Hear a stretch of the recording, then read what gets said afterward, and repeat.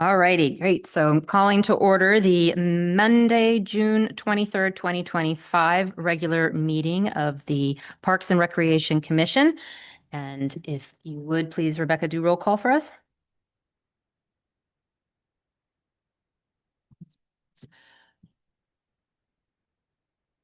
Commissioner Budeman is absent. Commissioner Koenig? Here. Commissioner Rose? Present. Commissioner Stoliar? Here. Commissioner Hitchcock is absent. Vice Chair Charlie? Here. And Chair Miles is absent, and Vice Chair Charlie will be chairing the meeting this evening. Thank you. All right, if we can rise and salute the flag.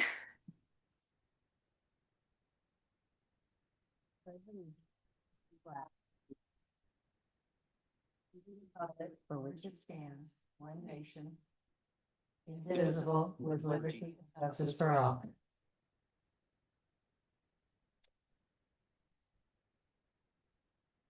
All right. So at the beginning of each regular commission meeting, any member of the public may address the commission concerning any item that is not on the commission's agenda. Speakers are limited to 3 minutes unless otherwise specified. And I think that's all I need to say on that. Rebecca, is there anyone that has indicated they'd like to make a public comment?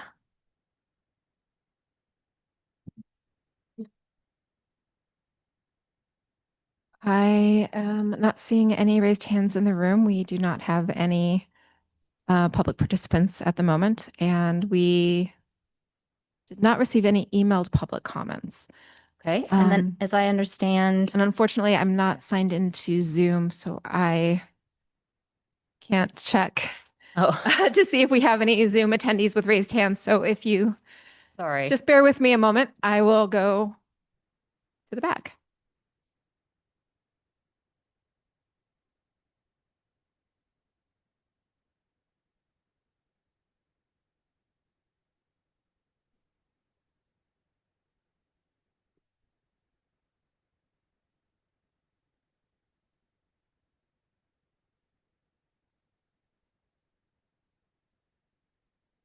Okay, we do not have any online attendees with raised hands.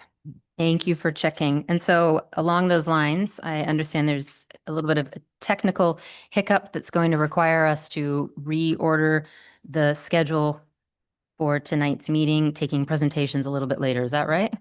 Correct. All right. What is the order then? You can start with consent calendar.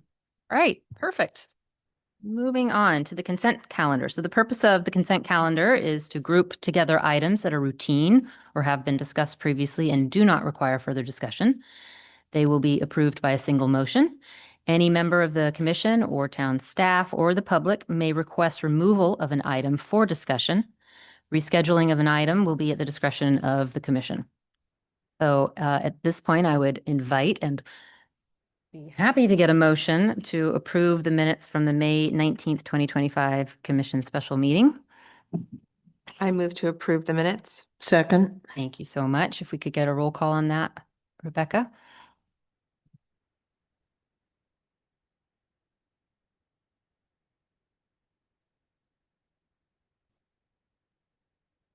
Commissioner Budeman is absent. Commissioner Koenig? Yes. Commissioner Rose? Yes. Commissioner Stoliar? Yes. Commissioner Hitchcock Here. has arrived as of 6:35 for the minutes. We're currently voting on a first and seconded motion to approve the minutes of May 19th, 2025. If you'd like to You wish to respond or abstain at your leisure. Approve. approve? Thank you.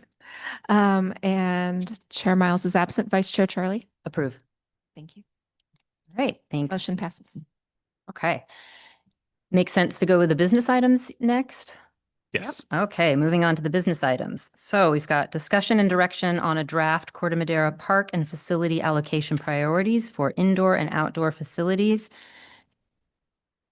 Let's take it away. Perfect. Thank you. So I'm going to try to make this as simple as I can. It can be very complicated, and thankfully, we probably have the most simple allocation of our programs and facilities. So quite a few towns and cities have a full allocation priority of how they give out all our facilities, athletic fields, gyms, tennis courts, rental facilities. Many towns deal with a high impact to youth fields, for prime example, from other agencies in town, soccer, football, lacrosse, baseball, where they compete for field time. We don't have that here. So when I get to the point later about the summaries and examples, a lot of them are much complicated and confusing. So tonight, basically, staff is looking for some input and direction on the draft priority. So when we have someone come to us and say, hey, I want to rent this field or this building or this space, how do we determine who gets the field when or who gets the activity when? We launched Civic Rec about 6 months ago, and we changed to, instead of you having to call in and ask, our availability is online. So we're getting much more people renting, which is great. But they're also asking, well, how come this person gets it over me, or how come they get it over this person? So the point of tonight's discussion is to kind of set up a basic priority for the use of the facilities that we rent out on a regular basis. This will help staff kind of determine and answer those questions. We do take reservations a year in advance. So if someone wants to rent the hall for a wedding or wants to rent the soccer field for a tournament, they can submit up to a year in advance. So we try to have it available online and updated so they actually know what they're getting and it makes sense. The little bit of caveat is that we are talking about a district facility in the gymnasium, and just so everyone's aware, we do have a joint agreement with the school district, so that basically during school hours, they have first, obviously, ability to use the facility. The agreement actually has them until 6 p.m. Years ago, they had a private after school program that used it. They stopped using it. Since then, we asked to use it from 3 o'clock on, and we have been. So basically, that is the only kind of difference in that is that the district has first ability during school hours, and then we do after school and on weekends and holidays to program as we see fit with enrichment classes, with summer camps, with private rentals, or with other classes or sporting events that happen.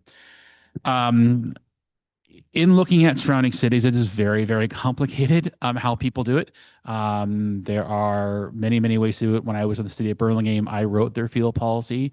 It was probably a 4-meeting process, and they're actually redoing it right now.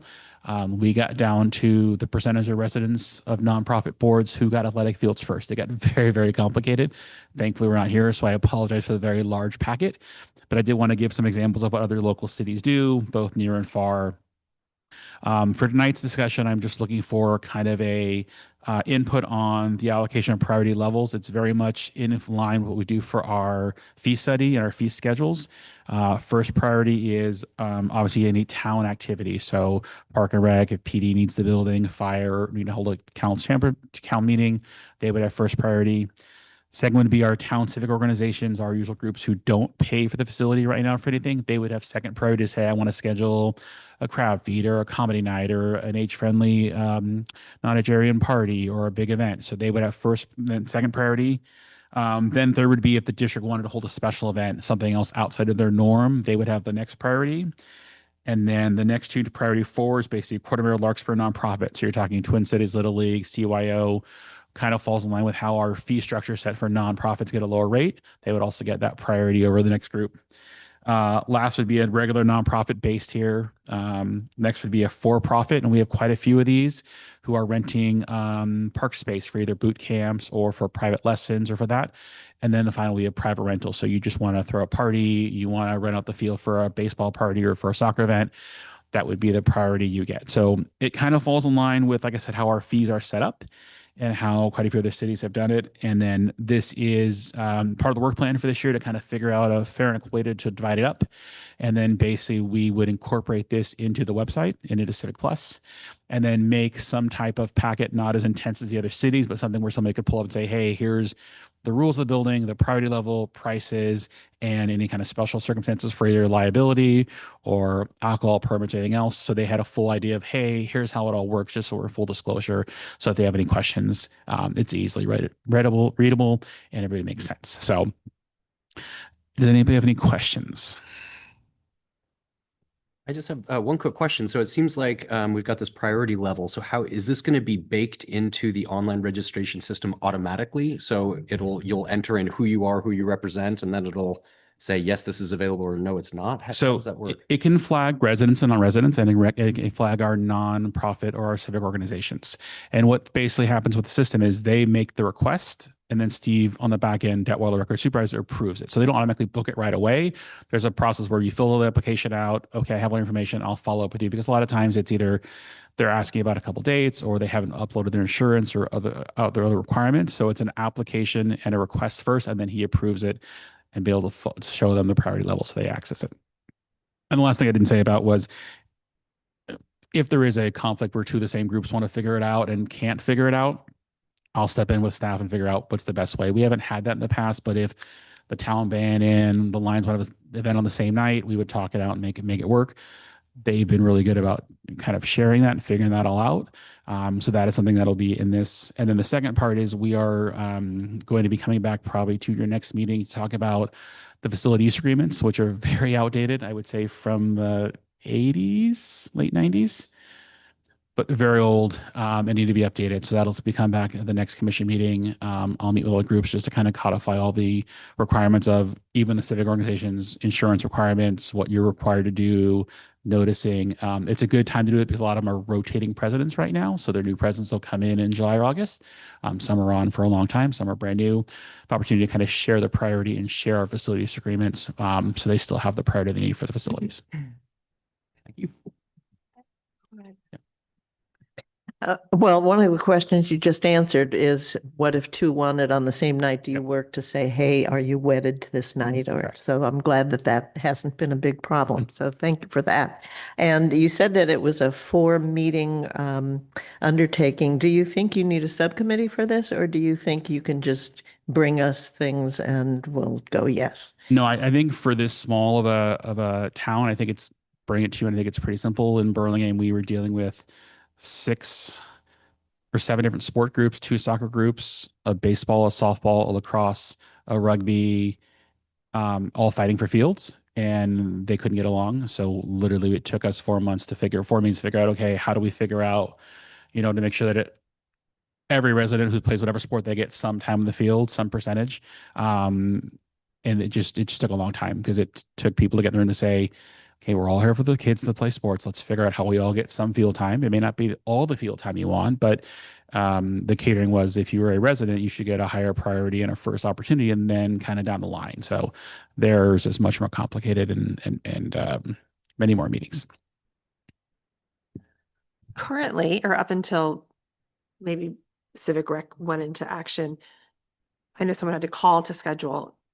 So was that just each event was sort of prioritized in some way? What was going on? What have we been doing? So we would Forward. program basically the tier 1 a year out. We would take all the park and rec programs we knew, like the special events, if it was gingerbread house decorating, and plan those out, and then go to the next group and say, okay, Lions Club, when are you planning to do X, Y, and Z? Women's Club, when are you planning to do these things? So proactively Reaching out, correct. see. But Okay. with people, what we're seeing is the people who are lower down the priority of trying, like, well, why does Twin Cities get it? Well, they're a nonprofit. We have a joint screen with them. They have it over you as a whatever baseball who wants to start using the field kind of thing. So that was just to have something in writing, to have a kind of a priority. They were able to understand that. Absolutely. I think that's a great idea. Thank you. Do we share that residents have a higher priority sort of theme generally? Corte Madera Lark's residents have higher priority for the scholarship program, but for right now, we don't have a residency and a non-residency field built into programs. I know it's something that new finance director and I have talked about looking at that for future activities. Right now, it's not a priority registration. It's just a cheaper rate, or at least for the scholarships, but it is something we can look in when we talk about fees in 4 or 5 months, to say, should there be a non-resident fee for X, Y, and Z? Obviously it affects different programs differently. But yes, you could have a residency or non-residency priority or a fee change, correct? It's sort of embedded in this priority level proposal, except for the park and generally it seems to be residency. There's a higher. Correct. Residency, nonprofit, or a town civic organization. And most of those town civic organizations are almost all residency. Correct. So then my question is, now that I understand the dynamic a little bit better, is that with a higher and higher percentage of non-Corte Madera residents being part of the Corte Madera Football Club, where does that fall into play? Because I feel like they probably get booked out the year before. And then anybody else that wants to play on the fields, like residents and whatnot, how does that work, that dynamic? That's still in tier one because that's a town program since we schedule it. So if they're, as long as they're still part of the club, not a branch out of a private team, they would still be part of what we allocate because we schedule a year in advance for both scheduling of activities, field maintenance, any type of closers a year ahead of time. So we plan that schedule. I mean, we're already planning, I tell you next summer already what we're thinking for summer camps for soccer. It's I know a year out, but we're planning on field rest, closure, and they would fall into that because it's a town program. And that is my question, is that although I know it's designated as a town program, it's now has a higher and higher percentage of non-Corte Madera participants. So at some point, are we considering factoring that in? I think as long as it's still a town program, I would keep it how it is. Now, if we change and all of a sudden they take registration, they rent the field from us, that's a different story. But right now, we take all the registration, we carry all the insurance, we hire all the coaches, we hire all the contractors who do the training. So it's still our program, even though it's got a large non-residency.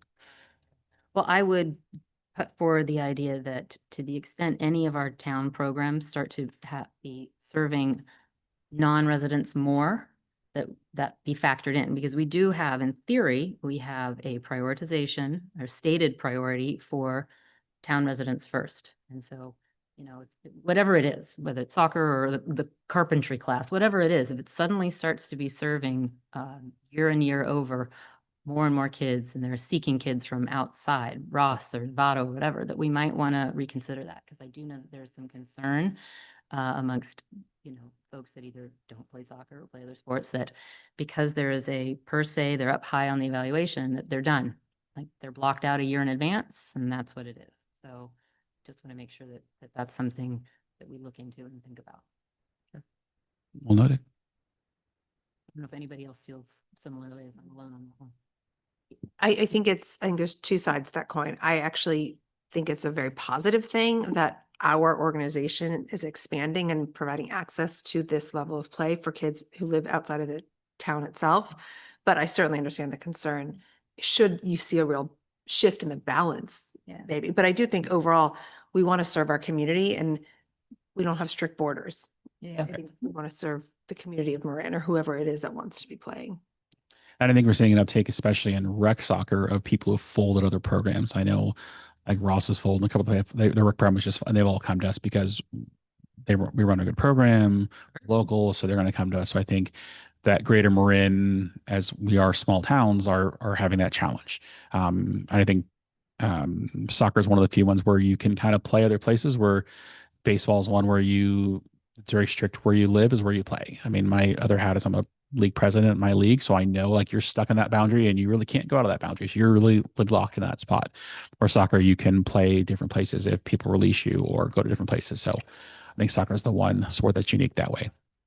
Hey, and I think it's kudos that people are coming here. And so I think the program's done a great job in that. I just think it's important to flag that at some point, if it becomes, so illustrious that it's drawing people from all over instead of serving our community, and it gets prioritization to the extent that people want to play rugby or volleyball, whatever it is, can't, that it's something that this commission thinks about. That's all. I wanted to know, you said the draw for soccer from all over. How does the cost of our soccer program compare to others? It isn't drawing because it's the least expensive, I hope. I will say that soccer is very competitive. As a dad a daughter plays U12. They are always recruiting players to go play for the best teams. So I think a lot of times if a group of girls or boys are together, they kind of go that way. I think we're very competitively marketed, at least for the comp soccer. Rec soccer, we're about the same. But I think for comp, people tend to travel or places where they either want a more competitive experience or a group of kids are playing. Or specific coach. That's true. Coaches too. Good and bad coaches. Let's be honest. I think we're right in the middle. Some are really, really high. Some are really, really low. But I think people understand what they're going to travel to go play comp soccer in Corte Madera and the experience they're going to get. So, because I remember hearing years ago that people flocked here for after school or camp or something summer camp. because it was so affordable and compared to the rest of Marin. Yeah. So I don't want, like what you were saying, that everybody comes from everywhere else because we're not just the best, but we're the most affordable. we're competitively priced for comp soccer. All right, thanks. It's a struggle, right? You want to invite folks and then you also want to, that's the balance. So, all right. Any other questions, comments, anything? I guess we open it up for public comment now that we've asked our questions. Help me out, guys. Is that where we are on this? That would be correct. We can, generally the flow is that you take questions from the commission of staff and then open it up for public comment and then return to deliberate. Perfect. We're right on deck then. We've done our comments or questions. And then if you would open it up, let us know, Rebecca, if there's anybody online. I don't know if you can see it.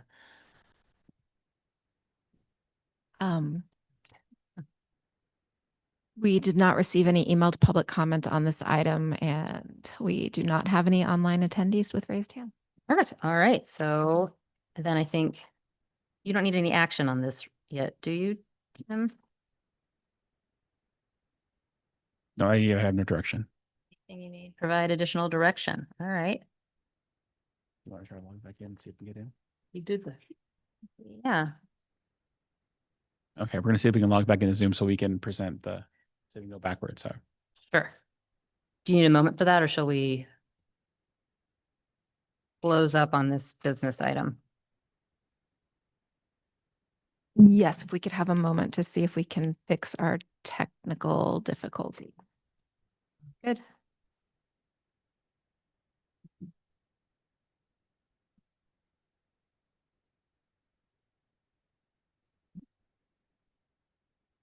We're in. you're in.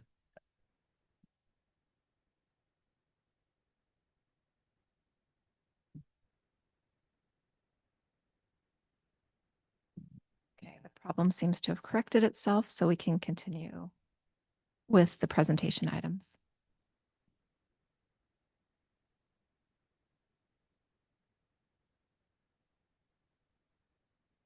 Let me see if it lets me in.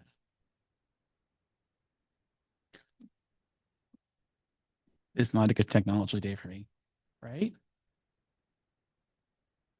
It's not locking up. Right? I'm nervous now. Okay. Sorry, give me 1 second to log in. So I'm sorry.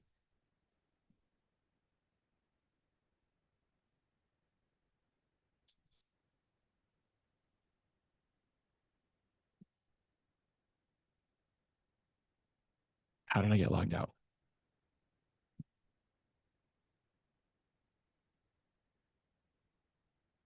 Right. So I wonder if they're doing that. Do we ask each commissioner one in line to get up and do a jig? That how that goes? You go first.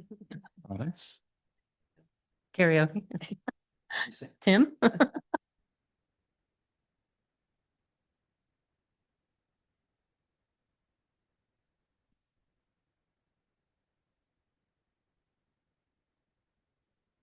okay.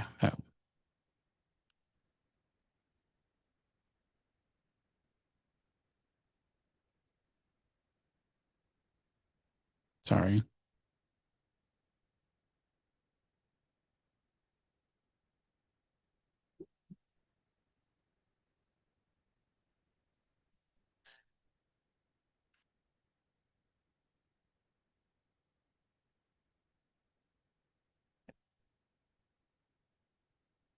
Thank you for your patience.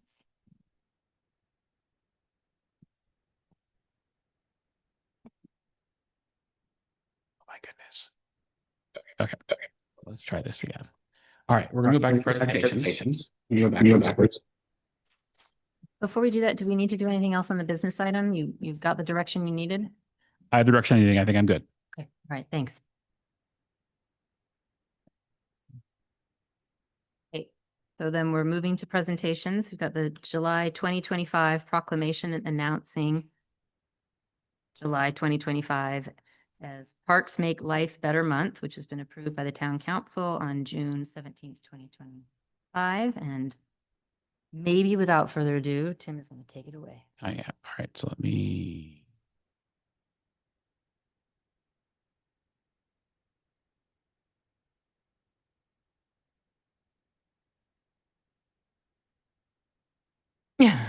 Perfect. All right, there we go. Now we're better. Okay, so every year, California Park and Rec Society basically declares July's Parks Make Life Better Yet Met. The California Park and Rec Society is the professional organization that kind of governs park and rec in general. I have a little video here of what California Park and Rec Society is to kind of makes sense to relate to why professionals do what they do and how passionate they are. I'm going to play this, and then I have a little slideshow and then a little discussion afterwards. So let's hope this works. Hold on.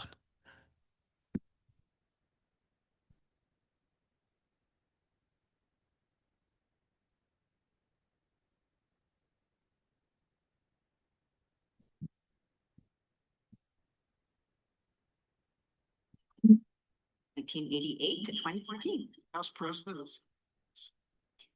76. I've been involved with CPRS for 65 years. For over 40 years. For 25 years. Have been involved with CPRS since at least 1999, Since 1983. 1991. 1979. Got into the profession real young. I grew up playing sports in Parks and Recreation. Question wasn't, are you gonna get involved? CPRS is the networking, education, resource, powerhouse of the state for Parks and Recreation professionals. Had to travel up and down the state. I went to many small towns and many big towns. Each and every event, whether it was a district event or a section event or a committee meeting or a conference meeting, I was always met with enthusiasm and respect. When you get involved with CPRS, you not only get involved with great organizations, but some great people, and there's great people who are willing to give to you to help you succeed. Exposed to so many new ideas, so many great leaders. Whether it's the park and recreational community or the community that we all go back and work in and we get support from CPRS. To me, CPRS is community. Leadership again has been one of the most amazing parts. I never would have got to know some of the people I got to know as well if it wasn't for CPRS. I post, but still, are through my profession, that recreation. Everybody that gets involved in Parks and Recreation has some level of wanting to provide services. It's at the root of who we are. Being around those people and seeing them unselfishly contribute to the profession, want to build young professionals, that really swung me towards. Help inspire, help build, help recruit, help retain. I see Parks and Recreation. We have 75 years of greatness. I think in 75 more years will be even more relevant and important. Not everything we do is for today. Some of it is going to be for well into the future for a better tomorrow. Will there be somebody in that crowd here in March that might pick up on the messages being delivered by myself, a speaker, a presenter, somebody that will help carry the mission of CPRS forward, which is making us better? Parks and Recreation is always a benefit to a community. It's not negative, it's always positive. We provide so much more for our community and for each other. Really, the health and wellness that we provide for folks, the mental wellness, especially in these times, that we are a place that people can turn to. Quality of life. You know, I grew up in parks. That's why I'm in the profession. Today, my grandkids are going, you know, and one of them is now working at a zoo because what I gave to you is enjoying the outdoors. What we do for people with their leisure time and giving them the opportunity to get outdoors, I think it will be really, really important on how well we've done protecting our natural resources for future generations. I think we need to seize them at this point. Take the attitude of people to become advocates to make sure that, you know, our open spaces and our park and recreation programs for the kids and seniors in general need to stay healthy in their existence. Kids ride their bikes for the first time. Kids learn how to swim, that maybe one day will save their life in that park, at that pool. And so I think the profession continually needs to be reminded of that, as the power Parks and Recreation is the vital service. It's the epitome of what a community is. People often move to a neighborhood or look for a neighborhood that creates community, that they feel a part of something. And that's what we do on a daily basis. Whether it's an event, whether it's a class for their child, for their mother, for their father, for themselves, whether it's arts and crafts, whether it's sports, whether it's indoors or outdoors, or their neighborhood community center or their neighborhood park, vast organizations with park caretakers and gardeners and rangers and childcare providers and theater operators and nature centers and art centers and golf courses and adult sports and youth sports and fields and capital improvement projects. It's just so broad what we do and vast what we do. And I don't think communities really realize what we do until it disappears. And sometimes people forget, but we don't, because we're always here. We're always trying to provide that for them, even when they forget it.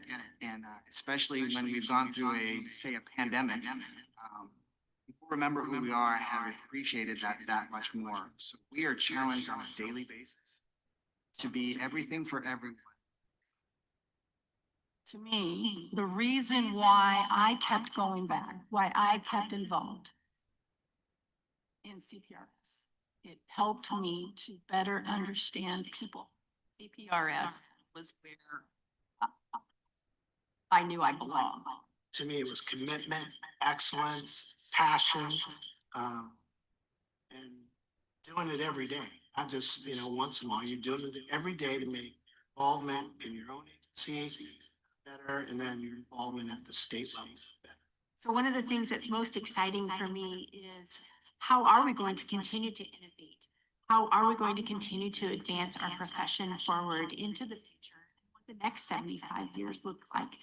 It's exciting to be a part of that and to bring those leaders in and really talk about what the future looks like and how CPRS can continue to grow and thrive so that our members can continue to grow and thrive in the work that they do. CPRS is blessed. Influential. Professional family. Opportunities. Community. Family. Incredible. Rewarding. CPRS is Vital.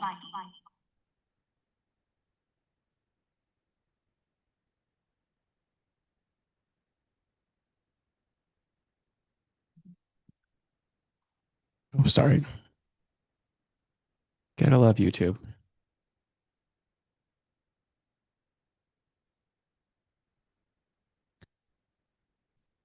Sorry. So I've been very lucky to be, sorry, back to mute. Part of CPS for 27 years now. I started in District 4, which is on the peninsula, and when I came up to Marin, became part of District 1. I am the current D1 president, which ranges from Marin to the Oregon border. And I've got to meet quite a lot of great people, share a lot of great stories, and learn a lot about what happens in North Bay. I'm also very lucky in this year that our state president is Cindy Bagley, who's the community service director in the city of Roanoke Park. And Cindy is an influential leader. And she said something that hit home to me and said that, for a long time, we tried to say Park and Rec was essential. And I think we learned in the pandemic, we're not an essential service. PD, fire, medical field, they're essential. We're a vital service. We bring vitality to a community. People go and want to escape their day-to-day challenges or their problems. They want to go to the park and play pickleball. They want to go and enjoy sitting under the shade of a tree. We bring vitality to our communities. And I think that is something that I share with my District 1 board this year and that I share with my staff every day in that, our job is to bring vitality and keep people active, keep people energized, and keep people engaged in what they do. So I'm going to share one more time. If this all works correctly, because it's not been a good technology day. Here we go.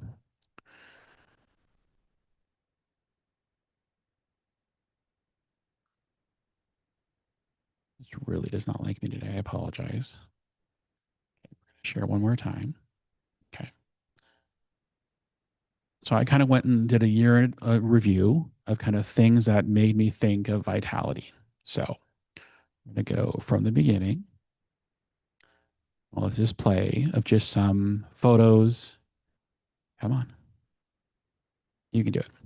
So we can let this play of some photos of this past year of Parks Make Life Better and Programs Make Life Better.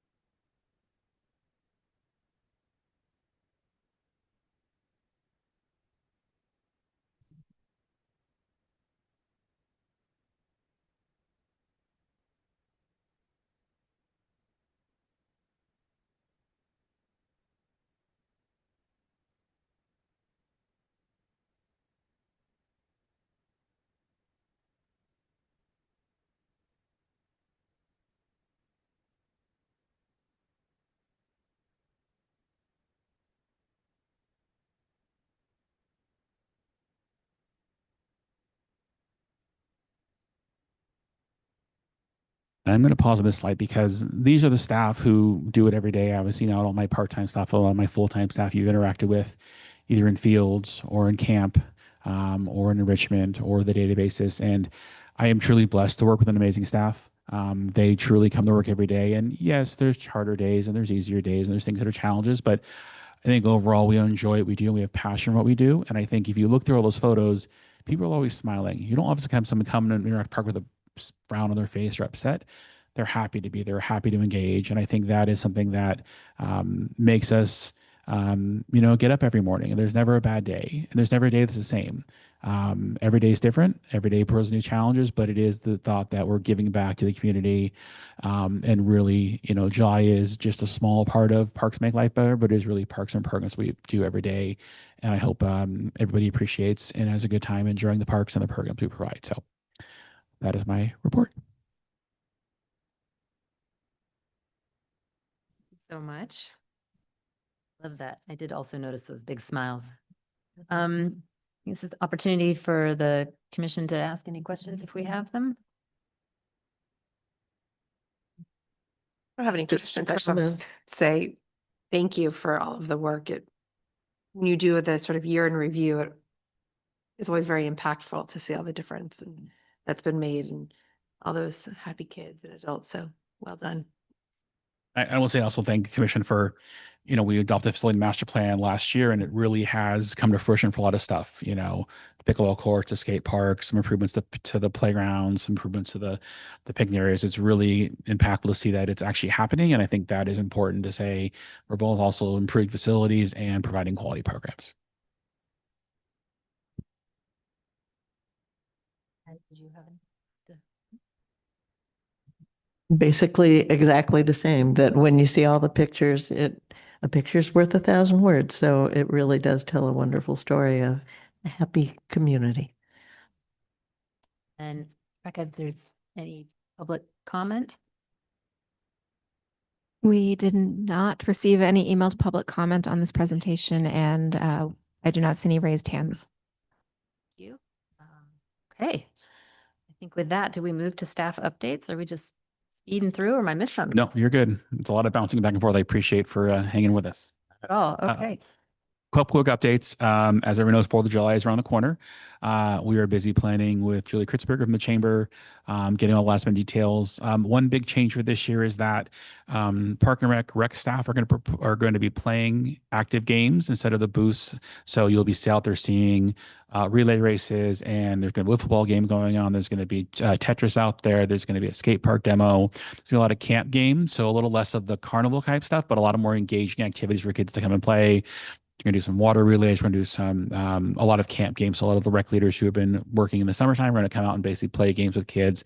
And we'll post a schedule every half hour. The activity will change. And obviously, if they're still playing, we're not going to stop them, but I think it's going on. So we're going to kind of, I don't want to say bring it back to old school, but basically playing some fun games with kids interacting instead of kind of the atmosphere of the carnival game. So that is a change for 4th of July. It is still the same pancake breakfast at the fire department, parade down the main street here in town Pius, and then activities afterwards. So we're hoping for a good turnout this year. It was very hot last year, so we're hoping that does not happen. But again, hoping for a great turnout again for the July in Town Park. And then fall activity guide, we are in the second round of revision. So that should probably come out in the next less than a month for anything for fall activities. It'll have all of our special events, all of our fall enrichment classes and activities. So that'll come out. You'll see that in the mail probably in the end of July for registration in August, which is right around the corner. Next up is the PlayCorps grant opportunity. I've been working very closely with the PlayCorps company to secure some funding for the Town Park Playground. I had attended a seminar 3 weeks ago and had 2 meetings this week. And the last week, it looks like it's going to work out. The deadline to apply is July 7th, and we should hear literally 2 weeks later if we receive the grant. And the grant basically covers 50% of the actual structure. So not anything of the installing and everything else, but 50% off of what the structure is going to cost. So that kind of goes hand in hand. We'll talk about a little later about the subcommittee for the survey that's coming out, but literally, if all goes well, it'll be a half off of the structure we get to replace the one at Town Park. So that is the goal. Family camp out is August 22nd to the 23rd. About 75 people registered. You're more than welcome to stop by. We're going to have dinner and s'mores at night, and then the movie, and then breakfast the next morning. We're going to do some swag, either a t-shirt or some type of giveaway that everyone will get.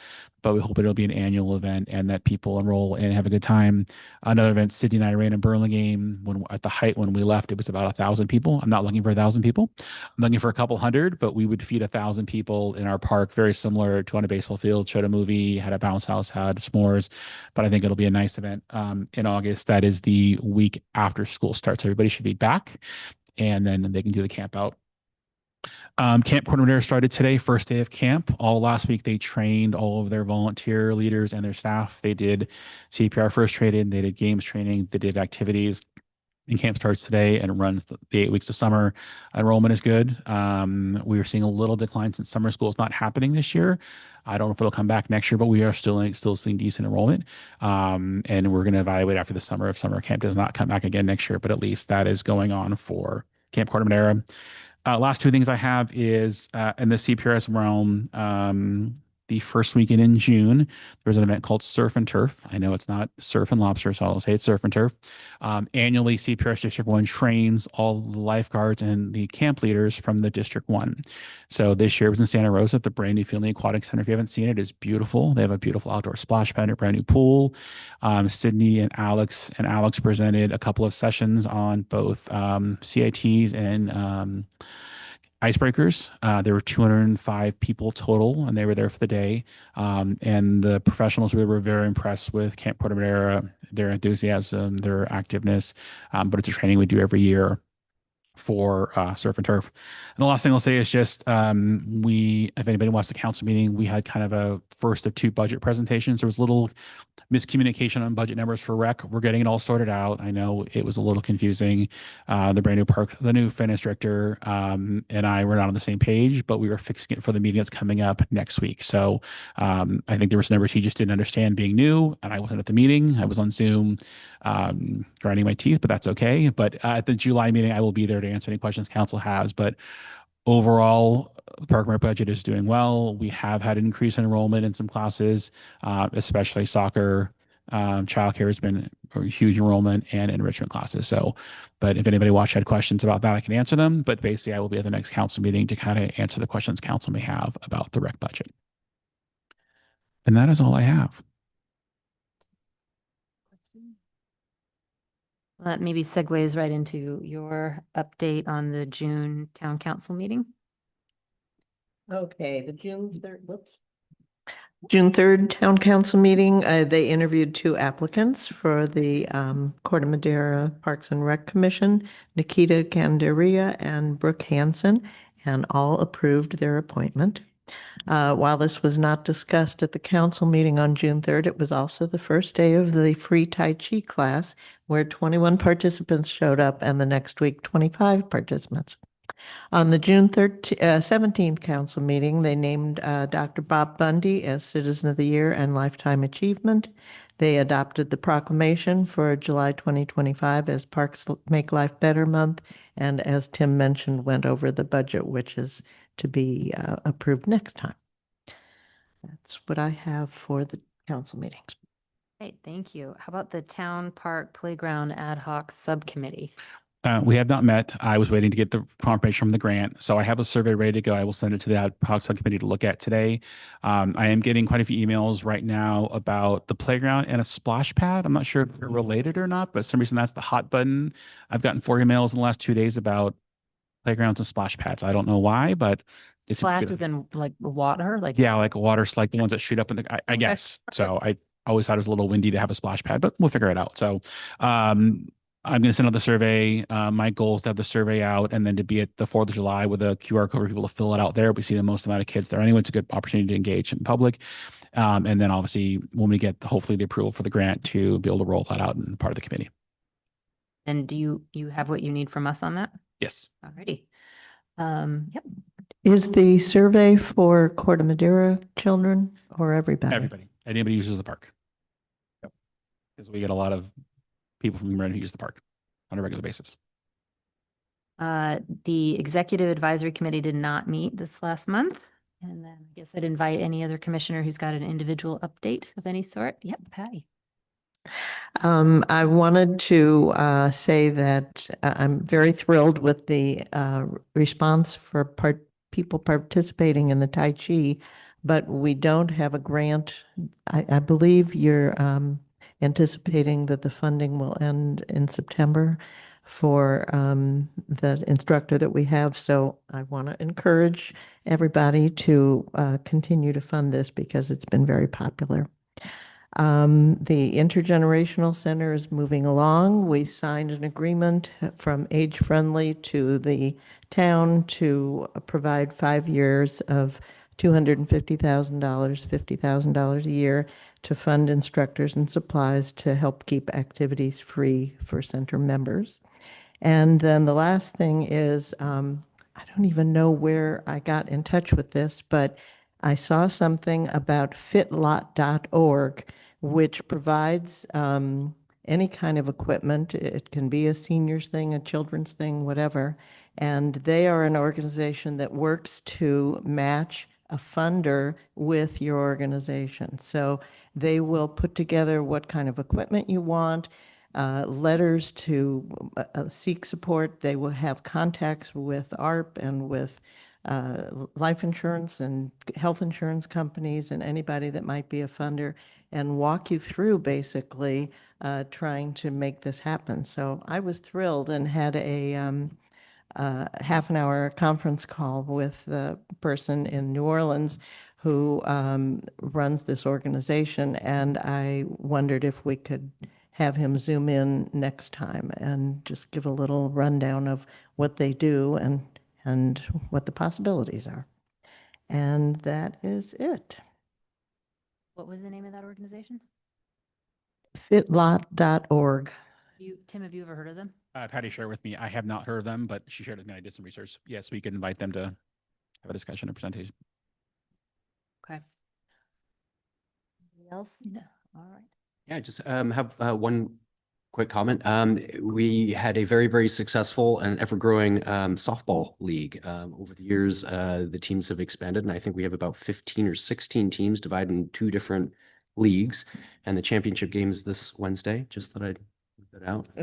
Are you playing in it, or are you just? I may be playing. I'm not going to say what team. It's not appropriate. But it was, I mean, no injuries, no conflicts. Everyone's out there having a great time. A lot of great feedback for it. No, yeah, thank you. So it's, yeah, my father played in this league for 25 years, and it's now nice to kind of see it growing and expanding, and people from other towns that never had teams before coming out. So it's been wonderful. Where's the championship game being played? Town Park. Oh, look at that. Okay. Anybody else? Emily? Okay. All right. Then I think that moves us to, unless I've missed something, the routine and other matters. Is that where we are, guys? Yes, we need to discuss 7A. All right. We've done that. So then it's potential future agenda items. No, we need to go back to 7A, discuss the July meeting. because normally we do I not thought you meet said in we July. had done that. Sorry, guys. So Sorry, I totally old ears, didn't hear you. Discussion of the July Parks and Recreation Commission meeting. All right. traditionally, we have not met in July, at least the last 3 or 4 years I've been on with the town. I don't have any pressing items that would be in July. I have some stuff that would be in August. So just a discussion if we want to hold the meeting or if we want to cancel the meeting. I don't have a say on that one, guys. Any more thoughts? There's nothing pressing. Let's Yeah. push till. That would be my thought too. Anybody disagree with that? Anybody want to make something pressing? Good. The only thing was I had told this gentleman from Fitlot that the date of the July meeting, but I'll tell him the date of the August meeting. So, and with that, if we do not meet in July, this is the last meeting for some of our commissioners. So I would like to know if you'd like to come back in August to be recognized as we did with previous commissioners. Are we around in that August meeting to have, when we rotate, we're losing obviously, well, technically 4 commissioners. We're going down to 5 as a total. Would you be able to come back to be recognized at the August meeting? I think so. You around? Yep. Leave on the 16th. That was what I was gonna ask. Zoom is an option. Yeah, I can make Zoom. I can make Zoom though. Okay. Thank you. Right. Okay. And it sounds like we're in agreement that the July is canceled. Everybody has a fun July. And then, all right. Now, potential future agenda items, other than the one that you've already discussed. Patty, anything else? No. Okay, sorry. Keep looking over. All right. So ad hoc committee assignments. Do we have anything we've talked about today that would warrant an ad hoc committee? The only thing is that if we get discussion, when the fitness comes back, obviously you would volunteer to be on that committee, but obviously you are not going to be back. So we'll have to find a new commissioner to fill that with Patty and myself. Okay. So yeah, that's kind of the new commissioners that come on board. Okay, sounds good. We'll just immediately get right in there and be like, you volunteer. You're in. All right, sounds good. Okay. All right, items for yearly review. Nope. Okay. Unless you want to add anything to the second half. Pardon me, Tim? Unless you want to add in the second half of August through December. Nope, Okay. nothing for me. Anybody else? Nope.